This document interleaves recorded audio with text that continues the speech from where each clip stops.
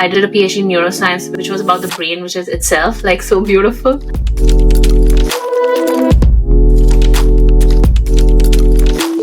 This project was found by a BBC journalist, and then she picked it up, made an article about it. That article came in the eyes of the WHO, who invited me for a keynote to discuss creation of this art and what it means in science communications. Can I still call myself like a neuroscientist if I can't read the latest research in neuroscience? I can't afford going to conferences.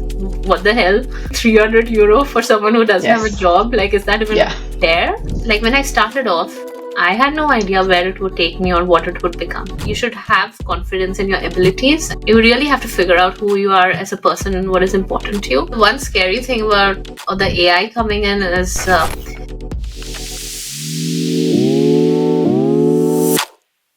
So, if you are someone who is thinking of visual science communication as a career, then this episode is for you.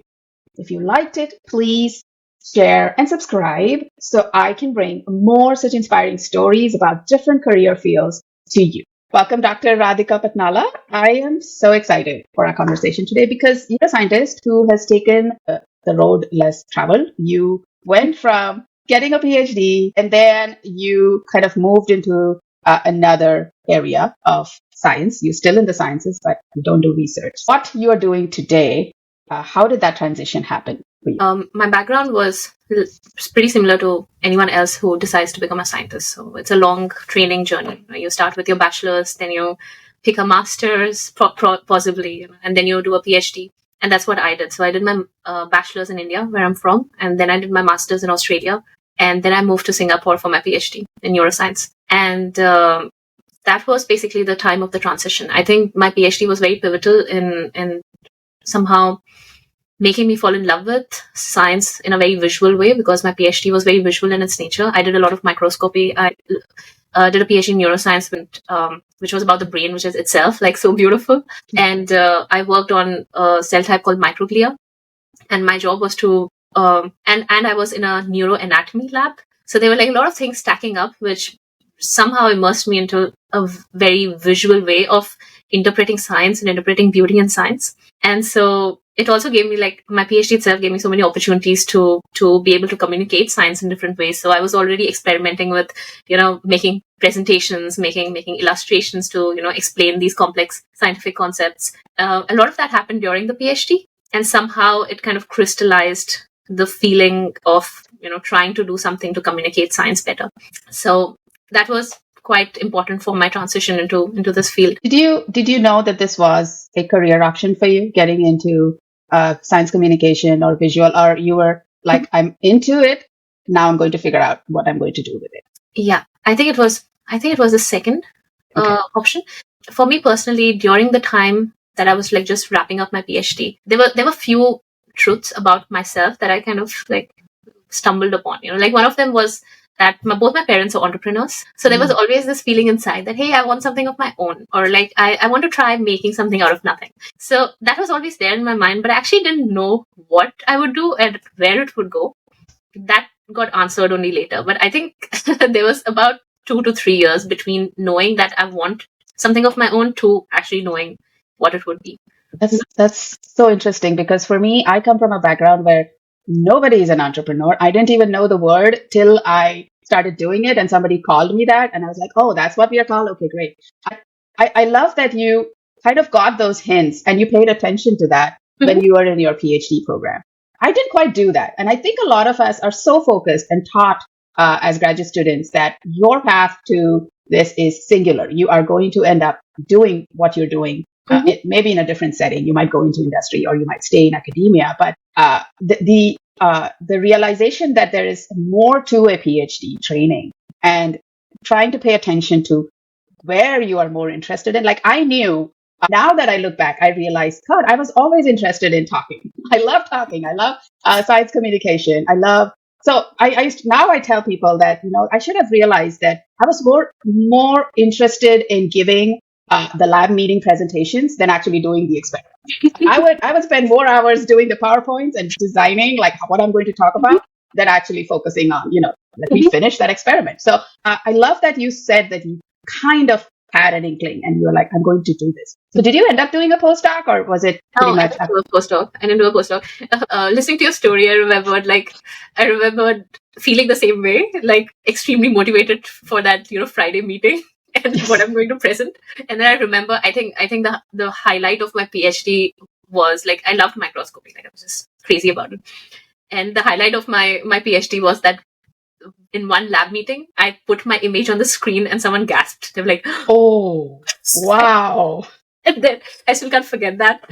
But that awe effect was definitely like. I told you were onto something. Another thing that I was thinking of was you said that you didn't realize the transition of knowing that, okay, you want to do something. I feel that these things are quite latent, but you really need the circumstances to kind of, match in a way for you to really realize it and act on it. Yes. Many a times we have feelings and we have thoughts and we have like dreams. But if it's not complemented with the right set of circumstances, then it's always difficult to like move in a certain way. I agree. You tend to be in autopilot and you tend to go with path of least resistance because you're like, okay, I'll just go there. It's easier. I don't want to figure things out. I am a visual learner, okay? And I love art. I couldn't do it to save my life or make a living out of it. So what in terms of being a visual science communicator, in terms of career options that you kind of went into an entrepreneurial where you said, I'm going to do my own thing. But for somebody who is listening to this and is like, man, I love microscopy. I'm good at design and I think I might do this. But they might not really want to do their own setup. What are the career options for somebody who is interested in something like what you're doing? So it's surprising actually since I started. So I've started a while back now. I think it's been around, again, 6 to 7 years since I started. And I've seen the field change drastically in that time, especially in the last 2-3 years. I've seen like this great transformation where there are so many more people like aware of the option of doing this as a sustainable business. On some level, I feel like maybe I have small part to play. Love that. Yes. But so there are definitely way more options on doing this than when I started.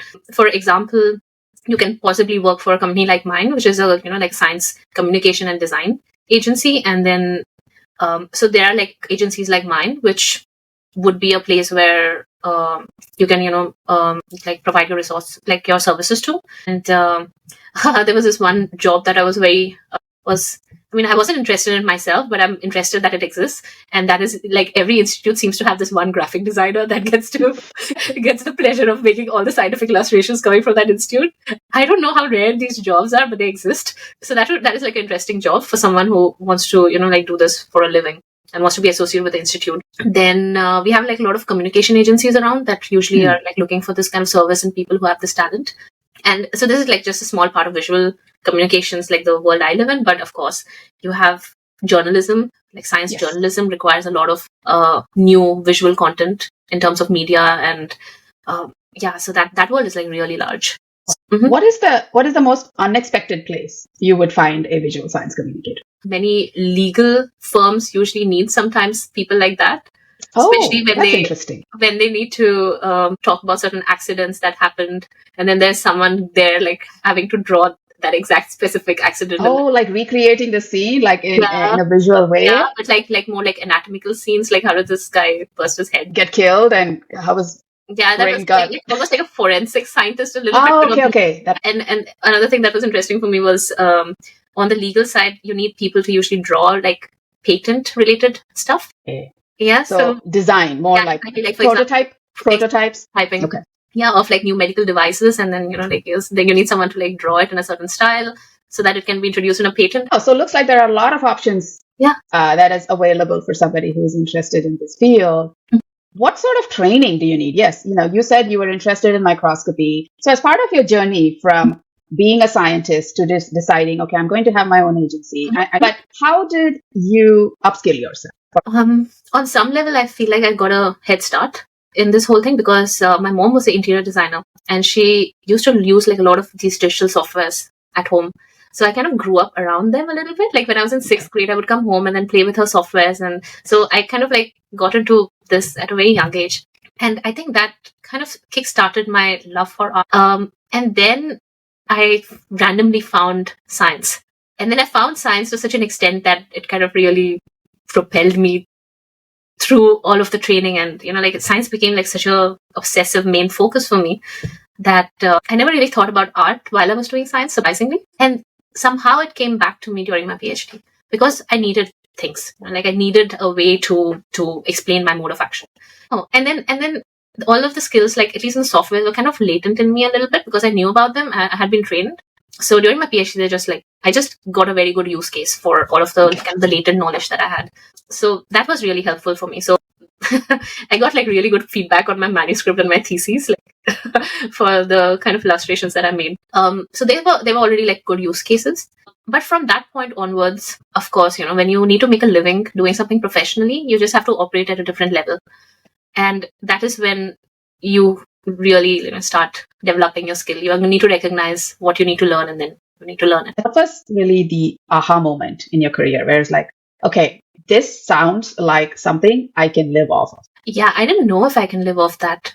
Like when I started off, I had no idea where it would take me or what it would become. When I started off, it was just the feeling of, okay, first of all, it was the feeling of I want to do something.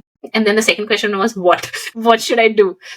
And then I chose the most pleasurable activity that I was thinking of that moment was, hey, let's make something beautiful out of the science that I know. So it's always like pushing it just like 1 centimeter forward. Testing out what works. So I did this personal project called COVID Dreams when COVID was happening. It was mostly to deal with my own anxiety and stuff I was dealing with during COVID. And it also kind of introduced me to this whole concept of us finding it easier to learn more about science when we don't have to deal with the pain of some of the painful topics or that are introduced to us with the science. And so the whole project was about splitting that in the sense of, like contain the science about COVID in its own visual format, which kind of like just cuts you off from the suffering and pain that the topic has for the world. And like this project was found by a BBC journalist, and then she picked it up, made an article about it, and then that article came in the eyes of the WHO, who invited me for a keynote to discuss like creation of this art and what it means in science communications. And through that, I got to collaborate with UNESCO, the director of gender equality, and I organized like a global art exhibit for women in science making similar art to deal with COVID or talk about COVID. So this was this one project that kind of like snowballed into its own thing.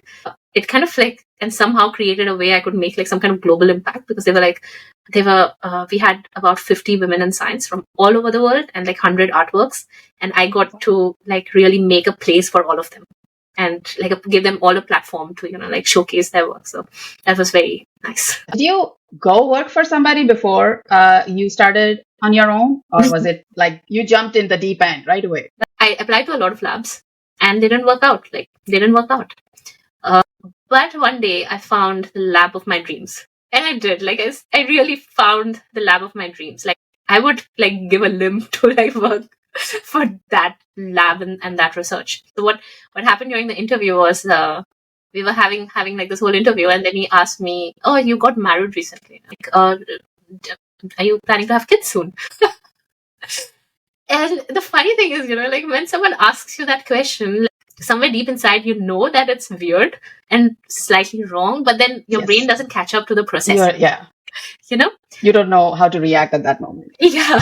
So like I think I don't remember if he asked me, do you plan to have kids or do you have kids? But there was definitely that question, and then my response was yeah, no.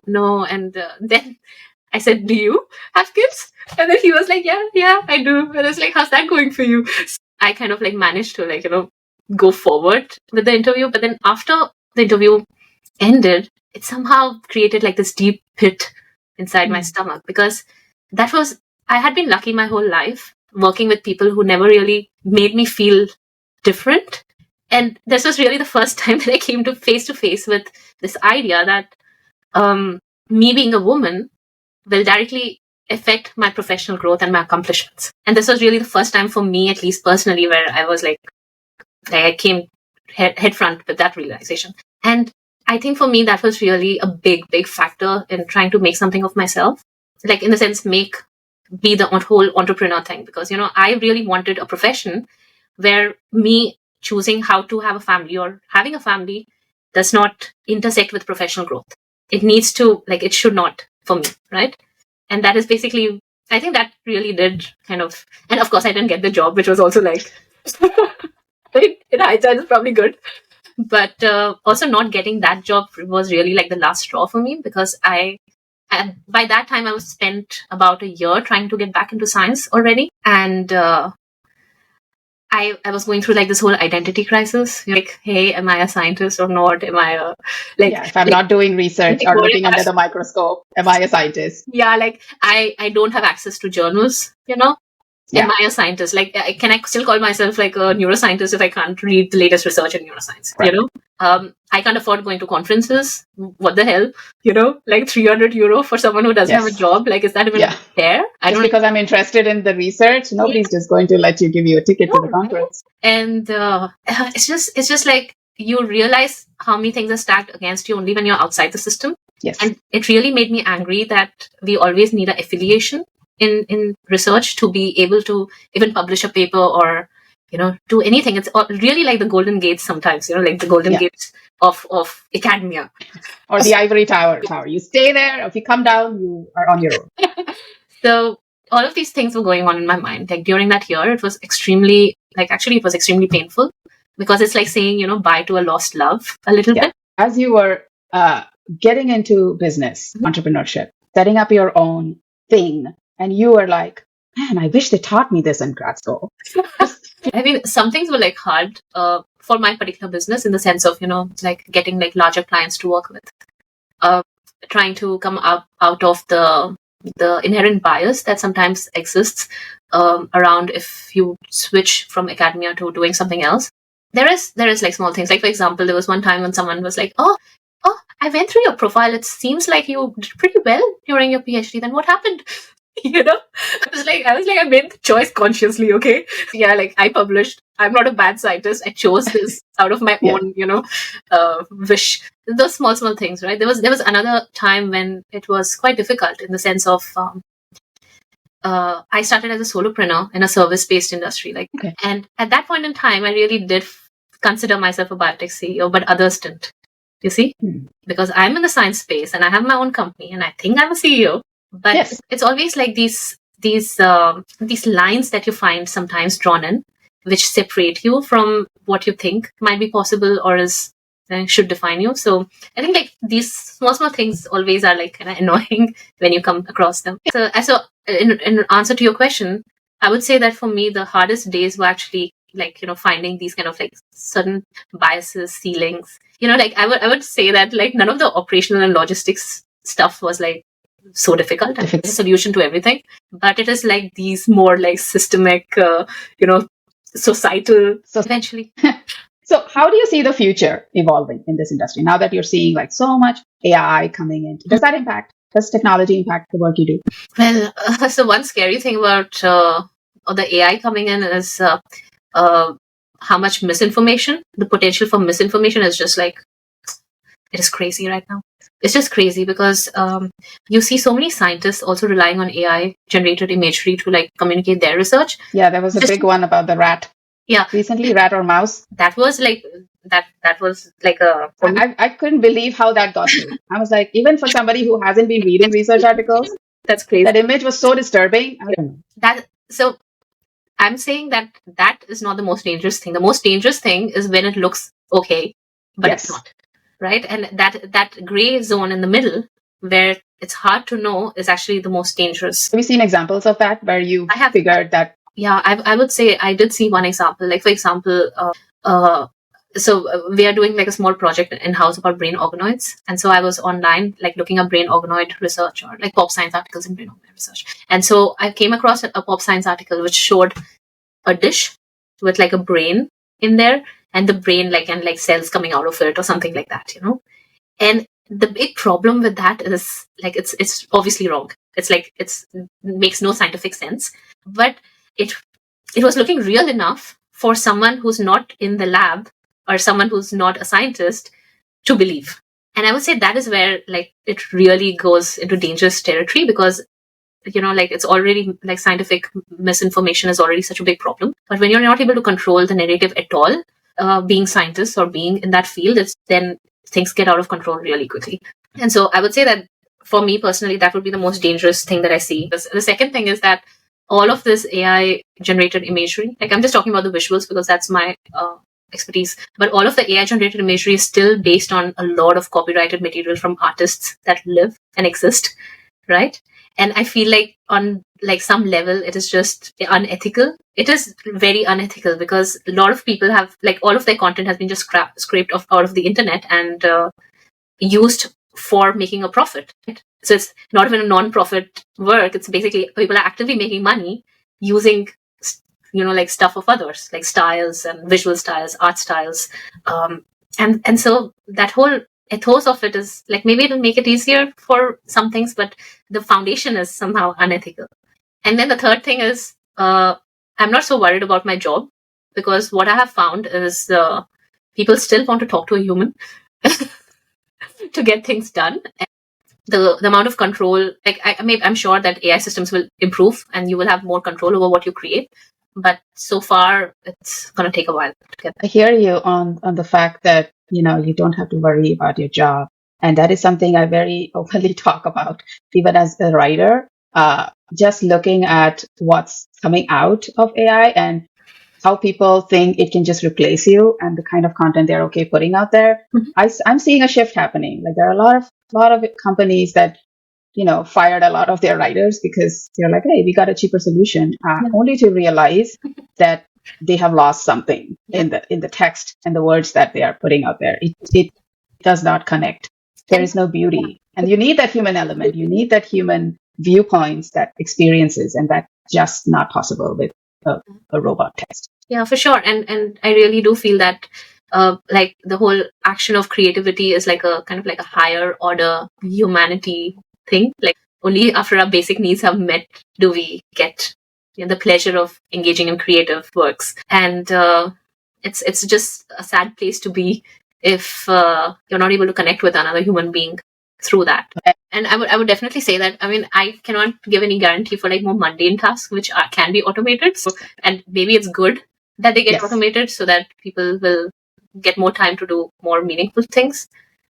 Have you ever had a project like completely fail, that you had to go back to the drawing board because you just did not do it the way that was expected? And what did you learn from that? Yeah, so unfortunately, I had one of my first projects, and not first projects, like one of my first projects to fail. I had one of those projects just last year. I would say that some of the mistakes I made was not really understanding what the person wanted or what they were imagining. And that can happen. Yes. Like we do so much so often. It happens that not everything might work out. I think what I learned from that was you can't please everyone and it's okay. Sometimes it's maybe you're not a good fit for whatever reason it may be. Or sometimes maybe things just don't go as planned, and that's okay. It will happen, right? If you're running a business and you have clients that come from different parts of the world, and they have their own ways of explaining things to you, and your own ways of interpreting them, there is a chance that will happen. So that is a kind of failure that there's so many things you can do, but at the end of the day, it's a business, and you just have to take in the failures and learn from it and move on. Something that graduate school has taught us very well. So for somebody who is like, really inspired, that you have taken that love for art and design and you've kind of mixed it with your science interests, and now you have engineered a career for yourself that is fulfilling, that is, making you, it's giving you a good quality of life and kind of checking all the boxes that you would want in an ideal job. What advice would you give to somebody who's like, I want that job? How do I get started? Yeah. So one thing I would definitely say is like sometimes the grass is always greener on the other side. It's like, I would agree to almost everything you said. Like, what I'm doing now checks off all the boxes. But it also has its, like, it comes with trade-offs and it comes with sacrifices. And I think, so I'm split on this answer, because I can kind of defend either position. Like, one thing I would say is sometimes it's good to be naive, because then it helps you taking bigger risks and, with your career or with whatever it is, because you don't know what's going to come. Like if someone had told me what would come, maybe not, I would have gone for it. That scared you off, maybe. Yeah, and but on the flip side, it's also nice. It's also nice to be able to have some prior knowledge of what to expect, so that you can prepare yourself mentally a little bit more and have like backups and stuff like that. Like, so small examples of, like, say for example, when I started off, it was again a solopreneur thing, right? So you're essentially a freelancer, and what I wasn't prepared for was, because it's your own job, because it's your own company, it's your own baby, there is no switching off button. It's constantly on. And I haven't developed the self, like this self-discipline Regulation, switch off. discipline. Like, I haven't learned that yet. Maybe it's my personality. Maybe it's like, I don't know if I have to, like, work on this aspect. But after a while, it is quite hard. Like, it's very difficult to, like, on some level, it's also that uncertainty, which is also exciting in some way, but that uncertainty of, when is the next project coming and what are you going to work on next? And it has become easier over the years, like as the business gets more stable and you are able to predict a little bit more, how your months will be. But it still takes a toll. And like some days, I do wish that it was like, like a 9 to 5 where I could just check out and go home. And the paycheck will automatically be debited every month into your account. You don't. And it's also about, like, even if it's detached from the money, it just feels like, there's so much you can do all the time. And there's like so much opportunity left on the table all the time. So I would like sometimes suggest, like, if a person wants to start off, it's nice to kind of have a backup plan a little bit, like be very realistic about, your skill level, your abilities, and, like just always have like a bit of a backup plan, because that eventually will give you strength and motivation to keep moving forward. And this would be something that's also a good, as they call, side hustle, right? You could work on this on the side a little bit till you establish yourself before jumping into the deep end, as you say. Would you rather give up art forever or give up science? Oh man. So it's like, like, would you give up food or water? So like, giving up either is gonna kill me. You need both. I need both, but I would say that one thing that I would say that I would still pick science, because I feel like there are many more mysteries, that would still keep me entertained for a long time to come. There's this one thought I have, like about how I think about science and art. Like, I feel like science is the exploration of the outside, but art is an exploration of the inside. In the sense of, like, it's just right. Like, when you're a scientist, you're always trying to figure out how this works or how that works. How does the world around me work? When you're making art, you're trying to figure out what I think about this idea, or like, what is my interpretation of this idea. And you're trying to like create and communicate what you have going on in your mind. And it is very fulfilling, but it also comes with a lot of pain because it's hard. It's extremely hard, and that is something that I face like almost sometimes on a day-to-day basis. It's just like when you're trying to create new things all the time, it's very hard. So, like, I would say that maybe I may not miss like the pain of creating, and I can just spend my days reading review papers and being happy. You'll still come back, just like you were in graduate school and art found you. I think it won't. It'll find a way to come like back. If it's like it's a bug. Yes. You have that craving. You're gonna do it. Yeah. It's not possible for you. Knowing you now by now, I'm like, I don't think you can do it either. So that's why I said, do I give up food or water?